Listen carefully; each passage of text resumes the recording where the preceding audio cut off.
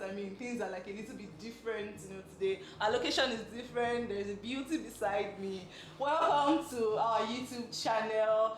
We are starting something new, right? It's called King Women, a conversation with women, you know, that are doing, you know, very well in their respective industries. And today, I have God, like, okay, I said it on IG that I have an interview and I'm like really nervous because she's someone like I really respect and like look up to. I have Tosin Olasehinde, Tosin, because I mean her name is Tosin, so we have to call it info. Tosin Olasehinde, she's the co-founder, no, she's the founder. Do you have a co-founder, Tosin? No, I don't. Okay, she's the only founder. Look at that. She's a woman, oh, she's doing so well, she's a believer, she's the founder of Money Africa. I mean, I have learned a lot from Money Africa about financial literacy, and I know that, you know, they are trying to, you know, reach across the world and enlighten Africans about money. Yeah, so hi guys, meet Tosin. So thank you, Tosin, for coming on our channel. Yeah. Thank you. I'm excited to be here. I hope you enjoy it. Yeah, you are going to enjoy it. So not only enjoy, you will also learn from it, because an important woman like this, and she's so wise, she has a lot of wisdom to share with us. But just before we get into it, I'd like to give a shout out to our Passcode. They are the sponsor of today's, hey guys, we are not having sponsor. They are the sponsor of today's YouTube channel, YouTube video, and our Pass is a payment, you know, gateway for business. They have, you know, you can download their app on, you know, Play Store or Apple if you're using, if you're, you know, the iPhone gang, and it just like really makes like payments easy. If you have a small business, right, and you've been, you know, considering ways to get your money fast, it's a one-click, you know, checkout, you know, for business. So do well to check our Pass. I'll link, you know, the link to their app, you know, to their website here in the description box. So just do well to check them out. Thank you, our Pass, for, you know, sponsoring this YouTube video. I think the first time I saw you was, of course, it was online. This is the first time I'm seeing you physically. First time I saw you was, we needed like a money plan, and my husband mentioned, yeah, I think it was his idea, like, oh, there's Money Africa, like check them out. Like, we try to be as intentional as possible about our finances, so we subscribed to the membership plan, even though we don't attend all the classes.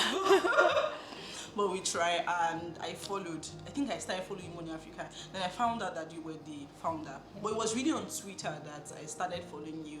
And there is this thing you do, like putting out like scriptures, and it really encourages me, like every time I see that. So Twitter is such a place, like, it's crazy to be a believer, right? With all the convictions like there.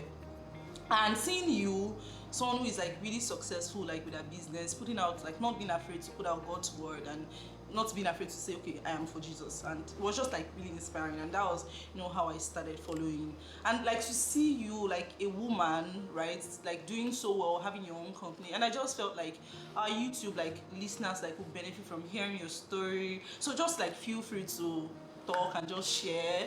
Like, okay, so I'm just going to be asking like a couple of questions, nothing off. I feel like I should have even sent you the questions. No, it's okay. It's so fun. Okay, so nothing off like the charts. This is mainly for you. You're God's child. You're a Texas doing so well. And I really just, you know, want to share your story with the world, so they know how, you know, amazing like your work is and how amazing you are. So I'm just going to start like, so how was growing up like? Just a bit of your background. Okay. Nothing is too off the charts. Just share.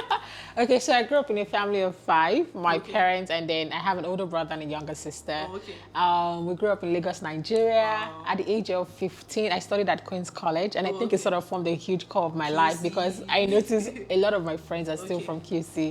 And then at the age of 15, we moved to Democratic Republic of Congo.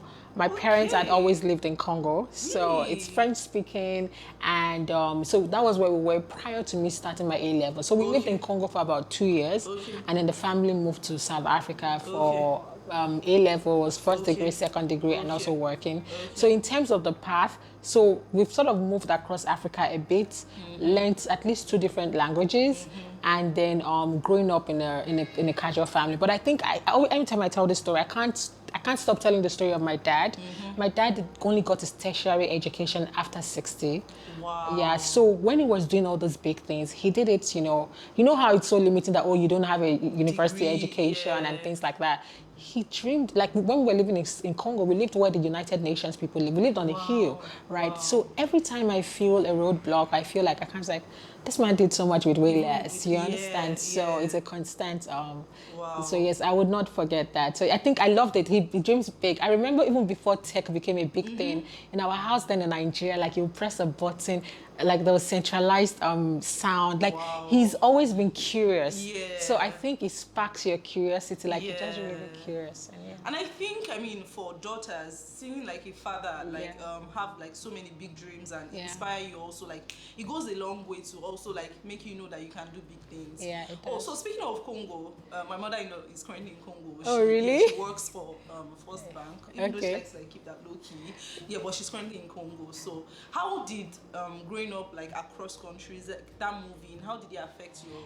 I think it sort of sparked curiosity in traveling. I notice now that in terms of when I have spare cash or luxury, for me, I want to travel. So you just really want to see more people. You want to, and it's one for you to go there for 10 days, another one for you to be able to live there and just get a pulse. So it would always be a big dream to be able to. So I'm not even a big fan of 5 days travel. I want to immerse myself in the place and just see what the locals are doing and things like that. I think that sort of sparked it. And also, it's so funny how we're so different yet very similar, right? The similarities are like always very interesting. I mean, I think at the core of it, we are all humans. Yes. And I want to touch on Daddy's story like a little bit. I think it's like really inspiring. Yeah. I remember like when I was reading up on you, I saw maybe Nigerian woman talks about her dad, and maybe Insta blog carries those Yeah. yeah. Yeah. How did like? Did he face like? Do you think he faced like any challenge? Like, is there any particular challenge that you remember that he was able to overcome despite not having a university education?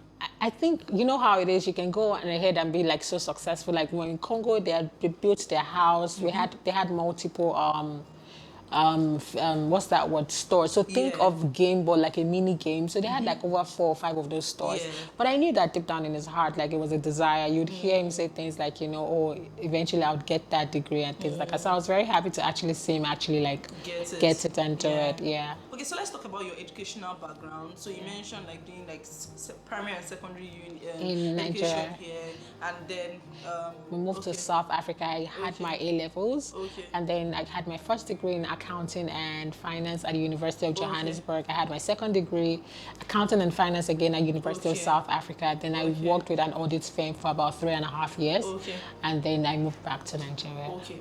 So thank you for that. So you know, when I was like reading up, I think I did a bit of like reading. I saw like where you talked about earning like a big girl salary, and still like not. Do you want to talk about that phase? No, absolutely, that's fine. So I mean, imagine you're going from being a student, and in as much as I would do little student job here and then, my parents were quite generous. They'll send you allowances. So you went from a pocket money that was on them to, I mean, now you start working, it's now yours. So it felt like such a big leap. So let me put it in a little bit of a context. So you go from like taking like 1,000 rand. 1,000 rands could be equivalent. So I don't know what the exchange rate now is, but let's say about 30,000 naira per month. Then all of a sudden you're earning 10,000 rands, which is over 300,000 naira. Exactly, it's like a big jump. So now you're paying your own rent yourself. It felt like such a, you know, oh wow, this is great. So things like, oh, maybe we could have gotten a smaller flat. At that point, we're staying like in a 3-bedroom. A 2-bed would have sufficed, you know. Like you go to Cape Town, you go to all these other places. It was not bad in itself, but it was just that for the size of the income I was having then, those, or like, you know, people are coming from Nigeria, burn petrol, go to the airport. Like you just want to, you know, do all those things. Again, it's not a bad thing. The difference was that the income I had was not supporting all those kind of expenses. If I earned twice of what I was earning, it would have been fine. Absolutely. Yeah. Okay. Absolutely. Okay, but so how did you move from? Was there like a shocker that moved you? We moved back to I moved back to Lagos, and I had to go back to my parents' house. So now think of this: you're a young girl living in Johannesburg, having your own flat, driving your own car. Oh, by the way, my car got stolen. I think 1 month or so just before I moved back to Nigeria. So I couldn't even sell that for cash to bring back, and I didn't have an insurance on it. So now imagine you had your own small cute. It was a really small cute little car. And I remember I was in my early 20s and you had a really nice flat, and now you're coming back to Lagos and there's no money, like zero. So now you're back again to your parents, and my parents are like they built their own house, like their retirement, which is a bit outside of Lagos. Right, so now you're like, oh my gosh, where do I start from? So I remember I had to stay with some family friends which are living far away. Like after I just like, no, this is not. That must have been like a wake up call. It felt like Battle It felt like a Square One. movie. Like, you get like, no, this is not happening, right? So I just told myself, I never want to be here again. Like, anytime I'm making a decision, I don't want it to be like something that happened to you. You want to be intentional about it, right? I just never wanted to be there anymore. So then I got a chance to like build it up again.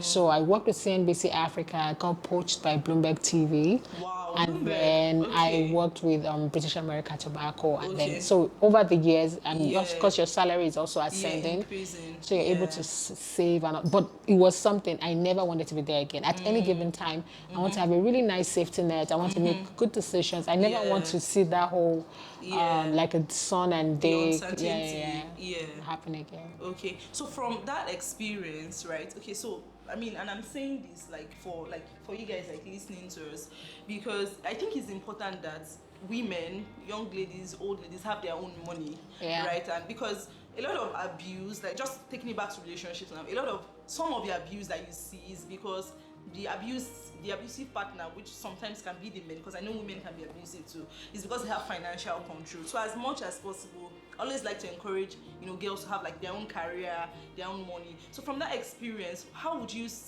advise like someone that is watching? For example, you just got your job, maybe you are just fresh out of NYSC and you've gotten a job. What steps do you think you would have taken then that you can advise someone to take now to become financially independent? I think first thing first, I always like to reinforce that it's every individual's responsibility to be able to take care of themselves financially. So regardless of gender, right? And it's very, very important. There's a kind of self-respect it sort of also gives you. To be honest, there are situations where it's not possible. Let's say they're going through health challenges, or in all fairness, they've worked, they've applied, they've done everything. You're living in a country like Nigeria with high unemployment and they can't find anything. But if you're not in those really extreme cases, it's your responsibility. You need to find something to do and be able to earn something and put something aside for you. There's a respect that comes with it. There's a good feeling that comes with it. Everybody deserves an emergency, fund. An emergency fund is like your own bank, right? Somewhere to run to, a little fortress, right? It might not be enough to solve all your problems, but there's that comfort of knowing that it does. There was a research that went on, and they said that a lot of depression, anxiety. I'm not saying that they are not clinical ones, but they were also able to tie a lot of them back to financial stress. Wow. Yes. So I'm not saying that if you sort out your financial that you would eradicate. No, there are some clinical ones, right? But there was a research that stated that money is. I think it's even like very practicable. There's a line. There's a line there. So we owe it to ourselves to be it. So if I was to tell any school leaver, what should you do? You're your biggest asset. Number one. While I was not saving actual money, I was gaining crazy experience. So I had over 3.5 years of experience at an international firm. I led the audit team. Okay, I had a boss that then I also reported to leading my own team for one of the companies that is listed on Japan Stock Exchange. Nobody can take that away from you. So when you put that on your CV, coming to the Nigerian market, it will give you a preference over others. So while I did not save physical cash, I was investing in myself, and I was able to make up for the time that I lost. So you are your biggest asset. What courses are you taking? What experience are you getting? Can you hear that? What courses are you taking? What experience are you getting? Sometimes you might have to sacrifice a little bit of pay to get certain experience. Very, very important. So these things, just being very intentional about it and things like that. So very, very important. So number one, invest in yourself, you're your biggest asset. Number two, start understanding money, easy conversations. I strongly recommend a book called The Psychology of Money by Morgan Housel. It's a great book, and I think everyone should read it. Yesterday because I saw fantastic. you mentioned it. Fantastic. It's a great book. I think everyone should read it. Then number three, to be honest, at the beginning stage of your career, the biggest thing that it does for you is timing. I like to use this example. If you're at the age of 25 and you started investing, and you put in 20,000 naira away every month, right? And you're earning 10% per annum. Every time I ask people how much they would get when they hit retirement, people will say things like 9.7 million or 10.5 million. When in actual fact, it's 210 million naira just from doing 20K on a monthly basis. So don't despise that little amount of money. That you have. And because of how crazy the naira to the dollar situation is in Nigeria, and I know the CBN wouldn't like to hear this, you can change that money to dollars and actually start, putting it aside. and just start. What it does, it gives you confidence, it gives you time. So it might not look like a lot. You're just doing $100 every month. Like, when will it become a big amount of money? Do you understand? But what you're doing is you're training yourself so that when you can move from $100 to $300, from $100 to $500 to $1,000, you're able to sort of, make sense of it. So yeah, that's very important. And I think, like, okay, so I was just going to say like two things from what you mentioned. Guys, you heard us say change your money to dollars, and a good way, I'm a rice vest. Okay, so I'm a rice vest, like, not necessarily ambassador, but like I talk about it a lot even before like I started like working with them, because my husband and I started saving for our wedding with them. So then naira was about $1 to like 300 and something, and that was when like we started like, so I was my salary then was about 75,000. I was working as a vet doctor then, so I would take 15K. You're I'm a vet. And now you moved to tech. Yes. Interesting. Yeah. And do you still practice? Not really. I can, like, I'm still licensed. Like, who do that, but not anymore. Maybe if we had our own pets, I would do that. Yeah, so then I would take like 15,000 out of my salary, transfer it to Rise. It will take his own. I mean, we're saving towards like our home and all of that. And Rise has just like really helped. So that's like 1, 2. You don't need to have dollars, to invest with Rise. You can invest with your naira. So I just wanted to mention that. And then the second thing, that you said about, oh my goodness, how did I lose that thought? God, goodness. Okay. God, I've lost that about. I mean, we can always like come back to that, but yeah. Okay, so I was going to ask you a question. I don't know if like you'll be able to like really relate, but I know that you have like a lot of wisdom from advising other people about black tax. Like, okay, so I know that a lot of people like really want to save their money, but there are a lot of responsibilities at home. How can I'm a first mom daughter, for example, and I have like siblings, my parents are comfortable, but I mean I still want to like make it comfortable for them. How can someone like me with a lot of responsibilities balance saving and for my family? For example, like I have an immediate family now, I have my dreams, I want to do a master's. How do I balance like taking care of my family, the black tax, and still aligning with my goal? That's a very good question. We get it all the time. So people say, Tosin, how do I balance it? Number one argument is that you cannot pour from an empty cup. Number one priority is that cup does not have to, if the cup is empty, it's useless to everybody, right? So if there's no water in the cup, yes, it's useless to everyone. So your priority is to ensure that cup is never empty. So how can I ensure that cup is never empty? Exactly. So you need to apportion you have to allocate a portion to it. The truth is this: if you do not have it, they will find that money elsewhere. And that's really just the truth. If you don't have it, they'll find that money elsewhere. So allocate and be reasonable. Right now, I'm not telling people to lie, but what we've had is that a couple of our members will say that, if my parents know that I earn this amount of money, they will increase their ask. So is it possible that maybe you don't tell them the exact? I'm not saying lie, just don't tell them the exact amount. Not every parent is that emotionally intelligent. Some of them say that the parent starts demanding more once they know their full financial strength. So you could actually make that private. They don't have to know. They don't have to know how much you earn. Right? That's another way, because once they know, people would ask based on what they think is possible. Right? So once they know how much you earn, they might increase their ask. Number 3. Put them. For those that you could put them on a salary or something. Do it. Now another route to also go about is empowering. So for those that have siblings, get them into tech. Like let them learn a trade so that they can also they can take that burden off you. So imagine this. Imagine you used to send home 100K every month. Imagine if you and your 4 siblings do it. That's 25K each, right? So look for how they can also plug them in, right? So those are some of the practical ways, and also. Many people do it out of guilt, right? Their parents raised them and things like that. They enjoy the prayers. They enjoy how they feel so important. I was reading a story by Zikoko the other time. They earn, this person earns about 500K. They give 200K as black tax, and they only save 15K. That's about 40% of their salary goes towards black tax. Now, I'm not judging in the sense that everybody has their story. You don't know what those people did for them. But still, that is crazy. That's a lot. So have you thought about, can we slash this a little bit down? What else can we do? Can we look into the family? Is there any trade that even them themselves can learn? You understand? What savings can we do there? There has to be something, right? So just always ensure that if that cup is empty, the cup is useless to everybody, and we don't want that cup empty. That's like really good. Okay, so I have just 2 questions, because I know like we are running out of time. And I mean, you're a young woman, and you're Nigerian, you're black, and course, if you're Nigerian, you're black. But have you ever, okay, because I mean, the people like that are watching this, they'll be like, okay, Tosin is like high up there, like she's accomplished. Yeah. But I know that no one starts like up Oh no, there. nobody does. Yeah. So was there ever like a time when you felt like you couldn't? What was it that? Oh, let's not go helped too you? far. Okay. Okay, great. Let's not go too far because the truth is, no matter where you are now, you would always be aiming for something higher. Yeah. So I remember the other time I was in New York, one of our venture capitals, brought us over for us to meet with other founders, and I went to the New York Stock Exchange, and I'm just like, oh my gosh, one day in the future, I'd like for our company to list there. So as of today, it looks like, oh my gosh, can we not, and things like that. So you just really have to, number one, go and look for other people that look like you that have done it.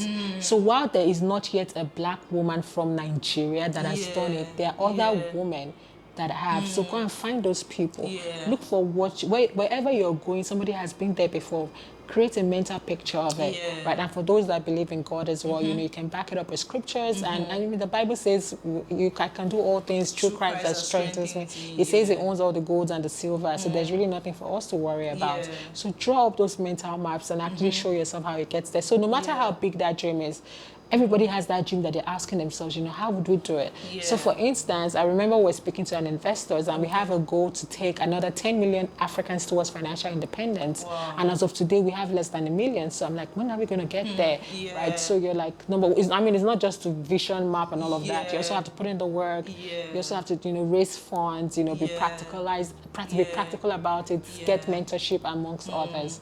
Wow. So I like how you brought it down to what you're even trying to achieve it now. is. So I mean, if you speak to Dangote I think is #1 in Africa, but if you look at it across the whole world, it's less than 100 or something. I'm sure he's also looking at Elon Musk. I mean, I can't speak for him, but my point is, no matter where you are, he's still there's still more. There's more. I mean, look at Elon Musk trying to buy Twitter. You think, he has everything. Why does he want Twitter?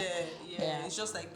So I wanted to pull something from what you said. Like I said, I mean, the aim of this whole conversation is to spotlight women, that are believers, that, like they are still shining, for the Lord, and they are still doing excellently, in their spaces. So what role would you say, a relationship with God has played in your journey so far? I think it's the confidence, right? It's knowing that at the end of the day, my confidence, my